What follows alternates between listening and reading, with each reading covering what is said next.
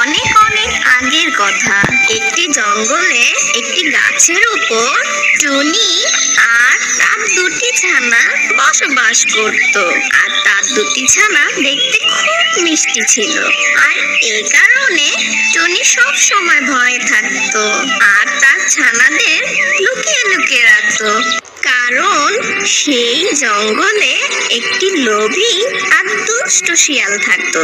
সে ছিল ভীষণ খারাপ। সে টুনির বাচ্চাদের খবর পেলে তাদেরকে মেরে খেয়ে নিত। আর যদি কেউ তাকে ছানা খেতে বাধা দিত তাহলে তাকেও খেয়ে ফেলতো। আর শিয়ালটা টুনিদের বাসা ভেঙে দিত। আর এই জন্য সব টুনি পাখি তাদের নিজের নিজের ছানাগুলোকে লুকিয়ে রাখতো।